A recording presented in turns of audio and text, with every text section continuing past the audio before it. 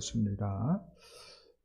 우리들이 낙심할 수가 있지요. 미래에 대한 두려움 때문에, 불안 때문에 낙심할 수도 있고요. 혹은 내가 기대치 정도였는데 현실은 밑바탕이기 때문에 거기에서 생기는 그 괴리감이 너무 커서 낙심할 수도 있고요. 사람에게 실망한 나머지 그 실망감이 너무 크고 상처가 되어가지고 낙심할 수도 있고요. 혹은 너무 피곤해가지고 직장 일로 여러 또 복잡한 일들로 인해서 심신이 지쳐서 피곤할 때에 낙심할 수가 있습니다. 그 낙심을 어떻게 극복할 수 있습니까? 라고 하는 질문을 던질 때에 먼저 왜 내가 낙심하고 있는지 내 자신에게 물어봐야 됩니다. 뭐 때문에 낙심하고 있는지, 너 왜 낙심하고 있느냐, 너 왜 불안해하고 있느냐, 너 왜 고파뜨리고 있느냐, 누구한테요? 내 자신에게 물어봐야 됩니다. 두 번째로는 성경을 읽고요, 하나님의 은혜를 회상하면서 소망을 하나님께 맞춰야 합니다. 할렐루야. 이게 중요해요. 성경을 읽어가고 하나님의 은혜를 회상하면서 소망을 세상이 아니라, 세상을 사람들이 아니라, 세상을 혹은 나에게가 아니라 누구에게? 하나님께 둘 때에 다시 우리가 일어날 수 있는 줄 믿습니다. 모세가 그렇게 하고 있다고 얘기할 수 있어요. 모세가 지금 낙심 가운데 빠져 있습니다.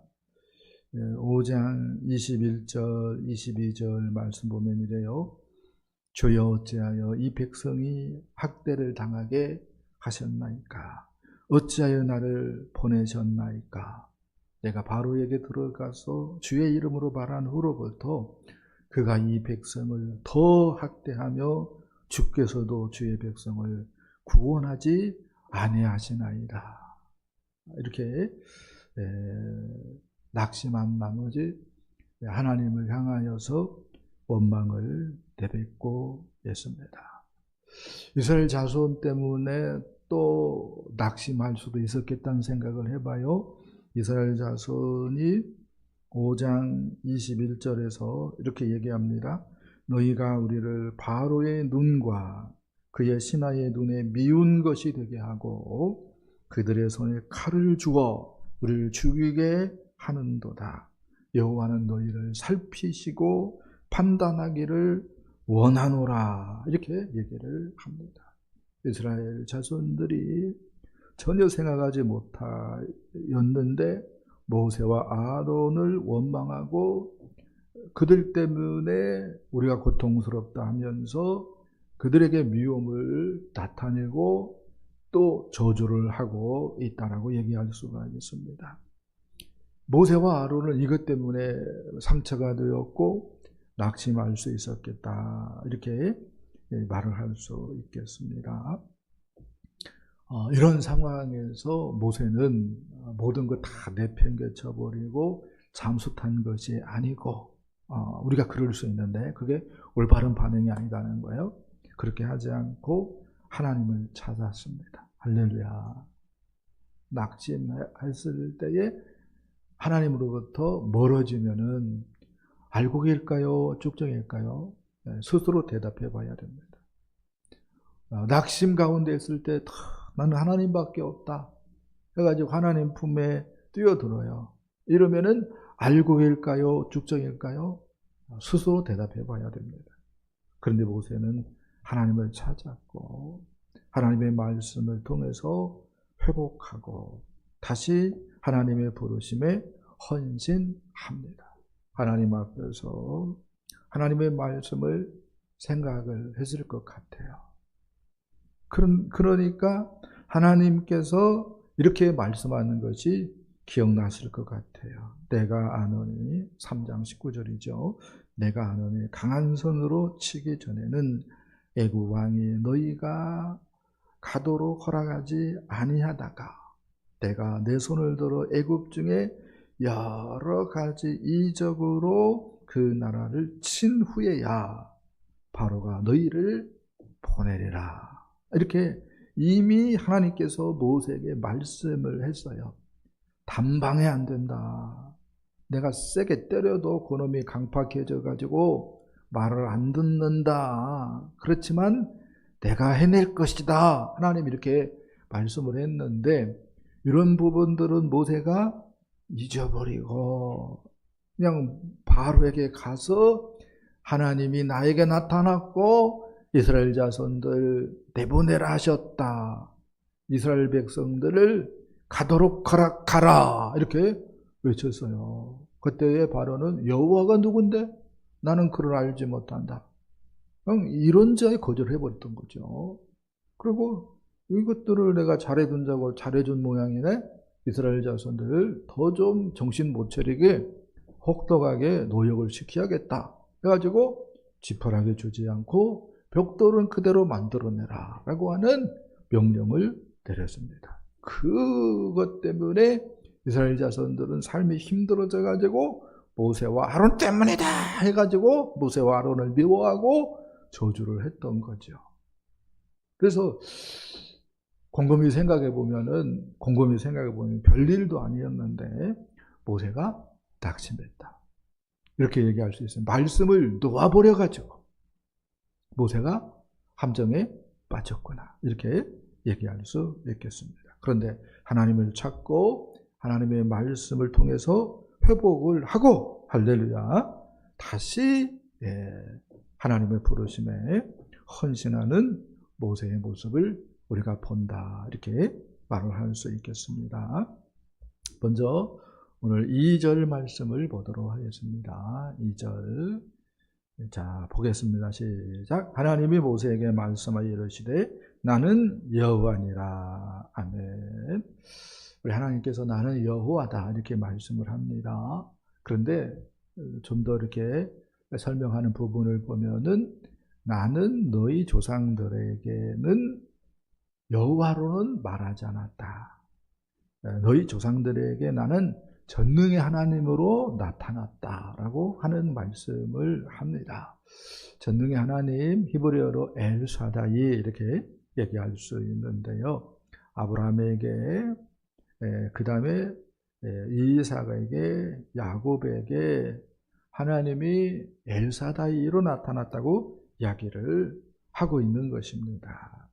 큰 권능으로 후손을 번성케 할 것을 약속했다는 거죠. 축복해 주셨다라고 하는 말씀이 되어지겠습니다.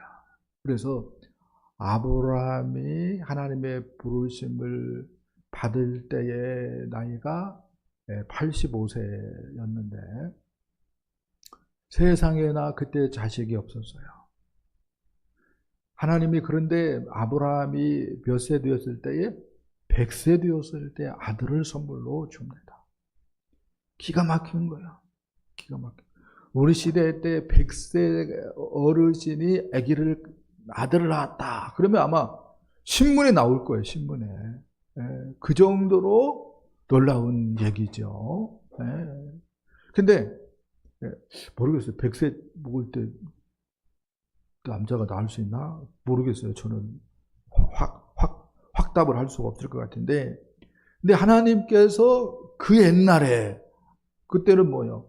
약품도 없고 의술도 대단하지 않았을 텐데 아브라함으로 하여금 아들을 낳게 했다는 겁니다.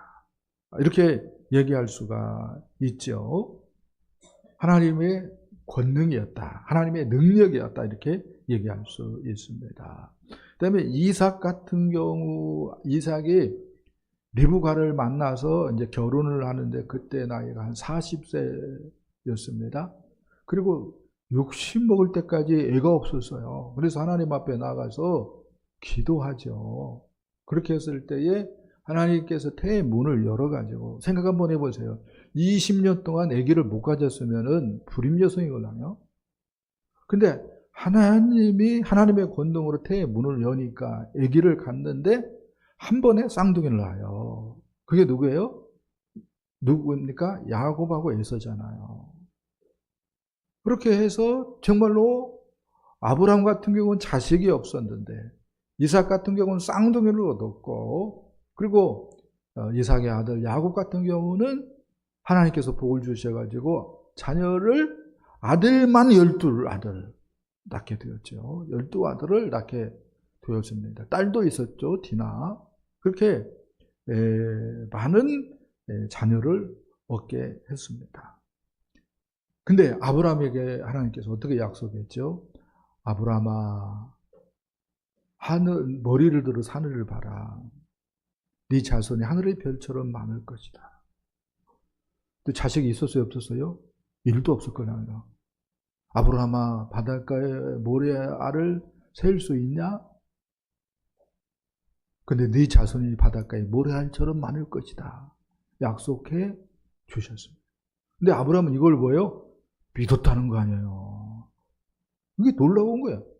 하나님의 능력만큼이나 아브라함의 믿음도 놀랍다, 이렇게 얘기할 수 있을 것 같아요. 그리고 그 약속들을 아브라함도 믿었고 이삭도 믿었고 야곱도 믿었어요. 하나님께서 어떻게 나타났기 때문에 엘사다이, 권능의 하나님, 전능의 하나님으로 나타났기 때문에 이걸 뭐예요? 아멘으로 받았던 것입니다. 그러니까 아브라함이나 이삭이나 야곱 같은 경우 하나님께서 하나님의 권능을 많이 나타냈겠구나, 이렇게 생각해 볼 수 있을 것 같아요. 그리고 그들의 그 행적을 이렇게 살펴보면은 그렇게 얘기할 수 있는 부분이 있죠. 아브라함이 조카 롯이 연합군과의 전쟁에서 사로잡혀 갔을 때에 자기 가솔들을 데리고 연합군을 쳐요. 아니, 어떻게 그럴 수 있습니까? 근데 하나님의 권능이 함께하니까 그냥 거기서 구출해 오잖아요. 그리고 하나님의 권능으로 아브라함이 그냥 버티니까 뭐예요? 어떤 관점에서는 그 끝맺음이 잘 되잖아요. 뒷감당 안 해도 하나님께 다 해결해 주셨어요. 우리가 이삭도 마찬가지고요. 그 다음에 야곱도 마찬가지죠.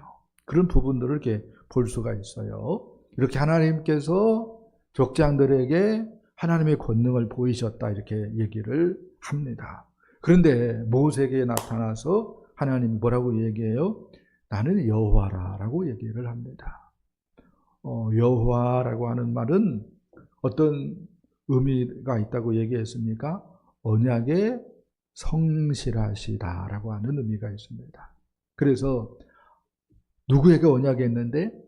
아브라함에게 언약했는데, 이스라엘 편에서 보면은 이삭이나 야곱에게 뭐예요? 언약했는데 그들은 이미 뭐예요? 죽은 지가 400년이 넘었어요.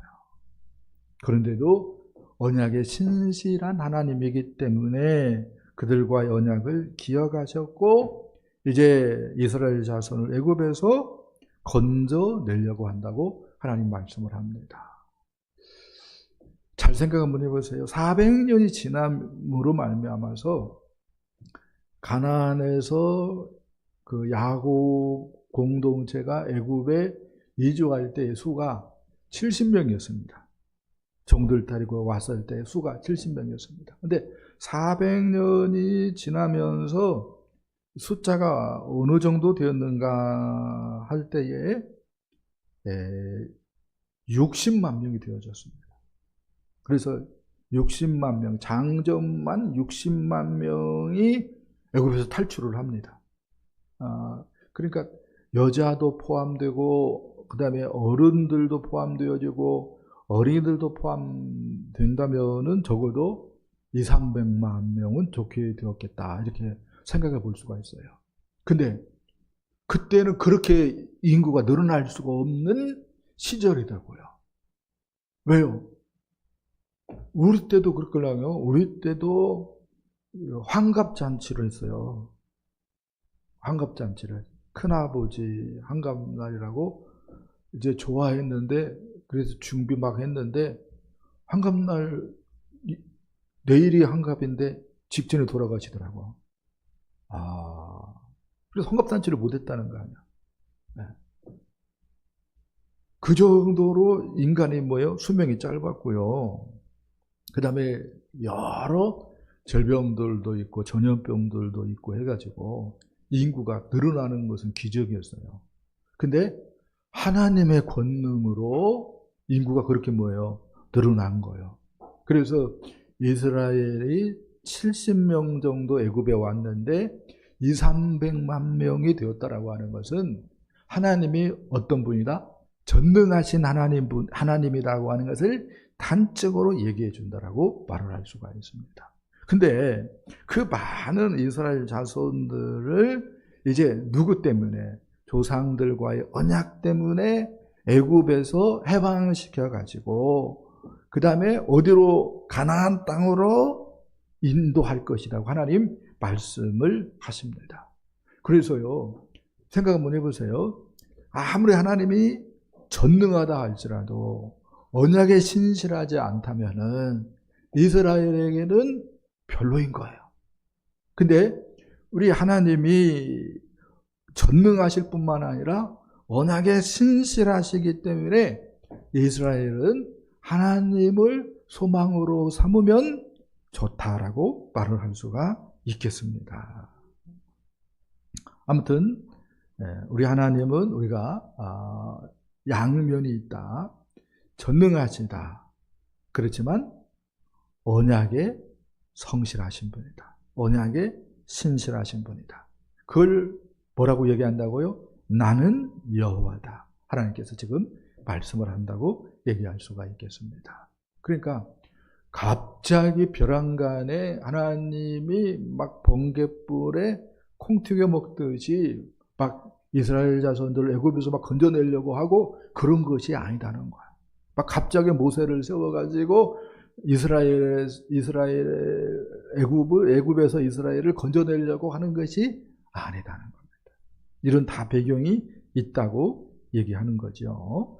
자, 그 다음에 오늘 14절로 25절 말씀 보면은 모세의 족보 얘기가 상당히 길게 나오고 있어요.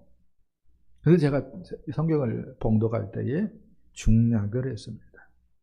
이게 은혜가 되죠. 왜냐하면 솔직히 말해서 이들의 혈통하고 우리하고는 아무런 관련이 없어요. 야곱하고 우리하고는 뭐예요? 아무런 혈통적으로 관련이 없지요. 그냥 믿음 안에서 믿음의 조상들이죠. 그들이 믿음의 선진들이죠. 그런 관점에서 우리가 또 존경할 부분이 분명히 있기는 하지만, 그래서 족보에 뭐 누가 누구를 낳고 뭐 누구가 이름이 뭐고 그걸 뭐 그냥 훑어볼 필요는 없겠다라고 하는 생각을 제가 했더랬습니다. 자, 그건 그렇고요. 근데 20절 말씀을 써놨죠. 20절 말씀 읽어봅시다. 아브람은 그들의 아버지의 요게벳을 아내로 맞이하였고 그는 아론과 모세를 낳았으며 아브람의 나이는 137세였으며 아멘.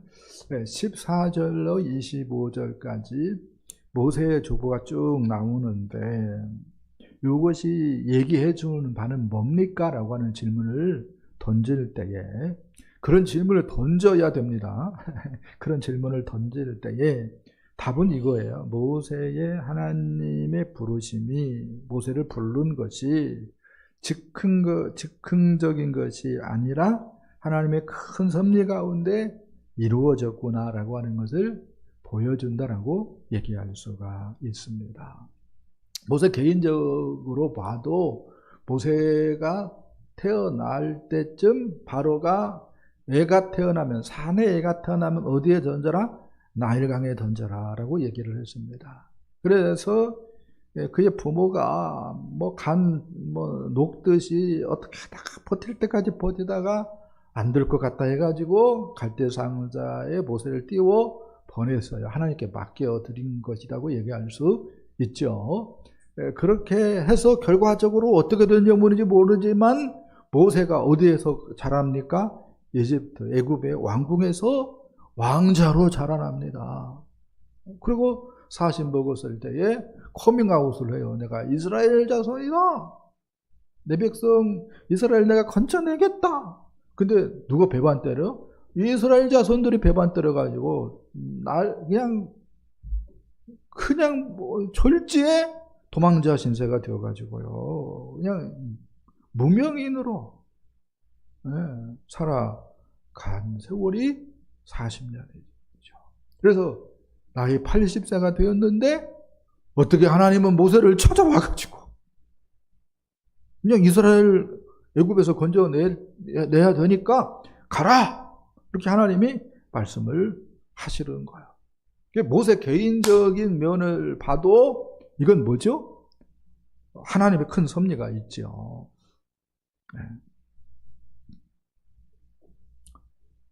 지금 이란과 미국이 전쟁을 하고 있는데 그 전쟁에서 미군의 전투기가 격추가 되었죠. F-15 이글스, 그 다음에 F-35가 격추가 되었습니다. 근데 비행기 그 전투기 한 대가 1,500억 원 되어집니다. 놀라지도 않아요. 비행기 한 대가 얼마 간다고요? 1,500억. 근데 비행기가 문제가 아니었어요. 미국이라고 하는 나라가 볼 때에 그 비행기를 조종한 그 비행사들, 그들을 건져내야겠다는 생각을 합니다.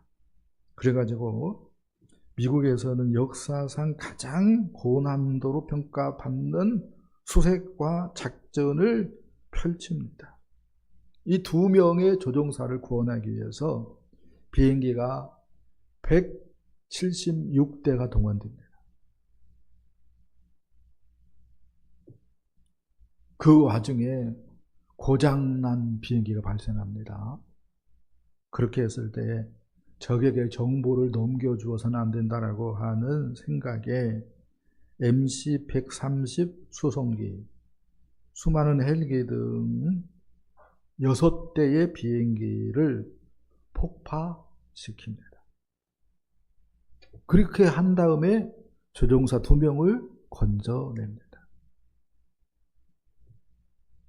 하나님도 마찬가지예요. 하나님 나라의 일꾼을 세우는데 그냥 세우는 것이 아니에요.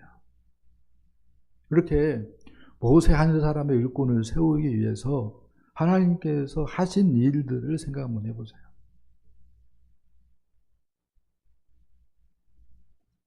하나님의 부르심이 결코 즉흥적이지 않아요. 하나님의 큰 섭리 가운데 이루어지는 것입니다. 할렐루야. 감사하게 저는 수많은 하나님의 종들 가운데 한 사람으로 있다라고 얘기할 수 있어요. 그것이요, 너무 감사해요. 그것을 저는 그 감사 감격을 잊지 않으려고 애를 씁니다. 그래서 목사님들 보면 훌륭하신 목사님 만나뵈서 반갑습니다, 이렇게 얘기를 합니다. 그렇게 얘기를 하면서 내가 이 정말로 하나님의 종들 가운데 한 사람인 것에 대해서 너무 감사한 마음을 가지고 있는 거죠. 그 다음에 또 뭘 보여주는가 할 때에 하나님의 부르심이 하나님의 은혜로 이루어진 것임을 보여준다고 얘기할 수 있어요. 모세는 어느 지파에 속해 있습니까? 레위 지파에 속해 있습니다. 할아버지 정도 되겠죠, 레위가. 근데 레위가요, 살인자요.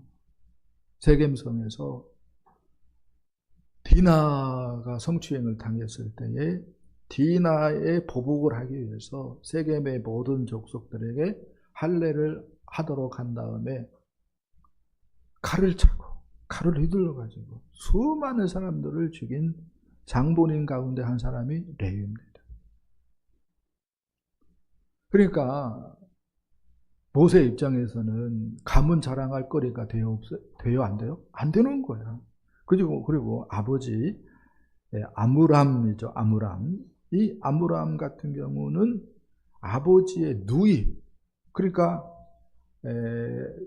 아므람 자신은 고모입니다. 고모와 결혼하였다고 얘기하고 있어요. 그게 누구예요? 요게벳입니다. 이런 집안을 뭐라고 얘기해요? 콩가루 이렇게 얘기할 수밖에 없어요. 그래서 모세는 가문적으로 내세울 것이 없어요. 그러니까 이런 모세가 하나님의 부름을 받았다라고 하는 것은 하나님의 부르심이 뭐다?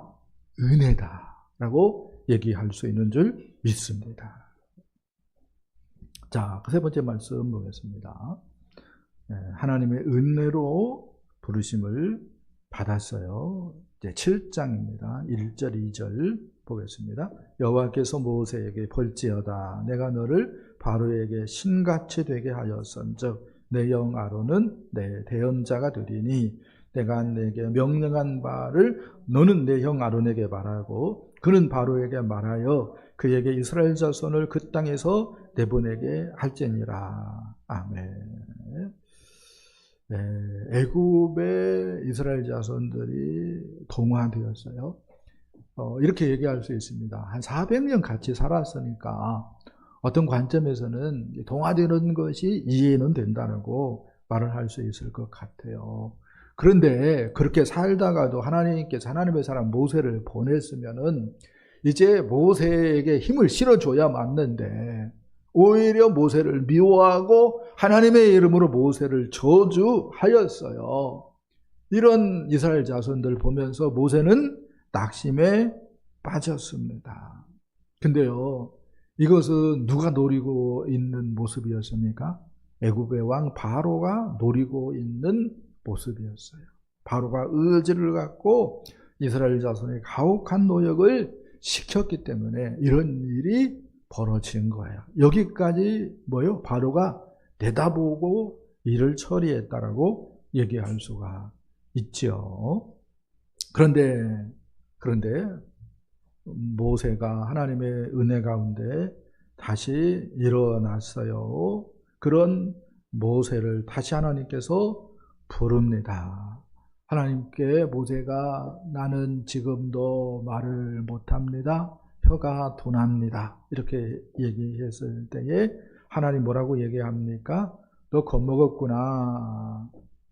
너를 바로에게 신이 되게 하였다라고 말합니다.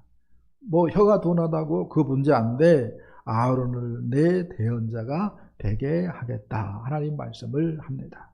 그래서 완전히 모세의 퇴로를 하나님께서 차단해 버렸다라고 얘기할 수가 있겠습니다. 그렇지만 하나님 말씀합니다. 네가 다시 내 이름으로 가서 바로에게 말한다 할지라도 바로는 즉각적으로 이스라엘 자손들을 보낸다 안 보낸다? 안 보낸다라고 얘기를 합니다. 내가 전에 그렇게 얘기한 것처럼 안 보낼 것이다. 심지어 네가 나를 힘입어서 여러 재앙을 애굽에 내려도 바로의 마음 강팍해가지고 안 보낼 것이라고 하나님 말씀을 합니다. 심판을 내려도 안 보낼 것이라고 얘기를 하지요. 그러면 어떻게 해서 이스라엘 자손들이 나오는가 할 때에 어린 양 사건, 6월절 어린 양 사건 때문에 나오죠. 6월절 어린 양 사건 때에 이집트, 애굽의 모든 장자들은 죽어나가죠. 그리고 이스라엘 자손들은 어린 양이 죽었기 때문에 죽지 않죠. 그 죽음을 통해서 나오는 거야. 누가요? 이스라엘 자손들이 애굽에서. 아무튼 그 사건을 통해서 나온다라고 하는 얘기를 하나님이 말씀을 해 줍니다. 그렇게 함으로 나를 알리겠다고 말을 합니다.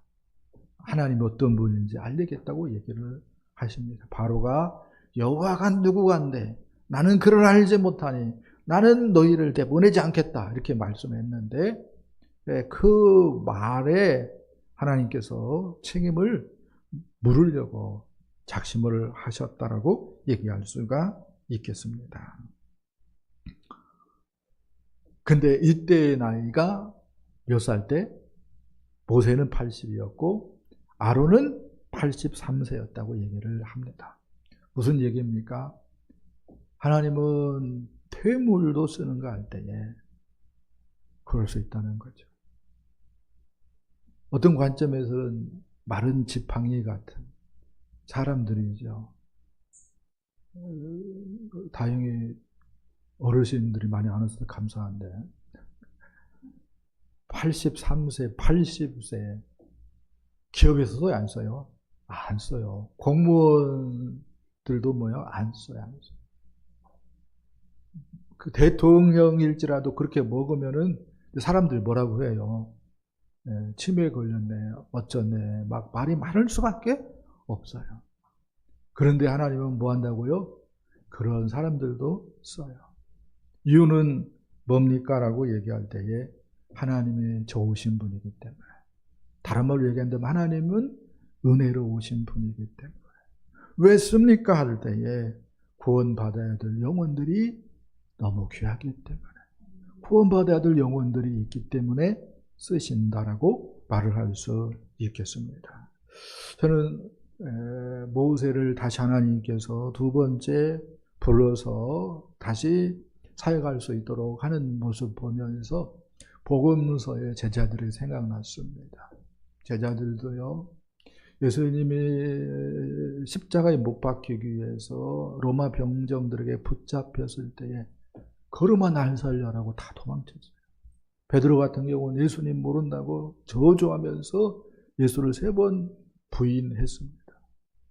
근데 부활하신 주님이 그들을 찾아가고요, 그들을 다시 불러주셨어요. 우리도요, 어떻게 보면은 할 수 없습니다. 나는 못하겠습니다. 해가지고 잠수 타고 낙심 가운데 있고 그럴 수 있죠. 그런데 우리 하나님께서 그런 사람들 다시 부르고 3번, 4번 또 부르고 하는 이유가 있어요. 왜요? 하나님이 좋은 분이기 때문에 기회를 주시는 거예요. 하나님 나라를 위해 선진할 수 있는 기회를 주시는 것입니다. 이 세상에서 잘 되는 것도 중요할 수 있지만 정말로 중요한 건 영원한 하나님 나라에서 잘 되는 거예요. 그 영원한 하나님 나라에서 잘 되는 방법이 뭐예요? 그 부르심에 순종하는 거죠. 그렇게 했을 때에 하늘의 상급이 있게 되는 줄 믿습니다. 그리고 영혼 구원의 역사를 우리가 경험할 때에 마약 먹는 것보다 더 좋다는 거 아니에요? 못 고칠 질병이 있어요. 그러면 전도하세요. 아멘을 왜 하는 거예요? 그럼 고쳐질 수 있다는 거 아니에요? 아멘? 네. 그 기쁨을 누려보라고 주님께서 우리를 다시 부르고 또 부르시는 줄 믿습니다. 바라긴 이 은혜로운 부르심에 헌신함으로 정말로 우리 하나님께 영광이 되어지고 믿지 않는 자들에게 도전이 되어지는 저와 여러분 되어질 수 있기를 예수님의 이름으로 간절히 축복합니다. 축복합니다.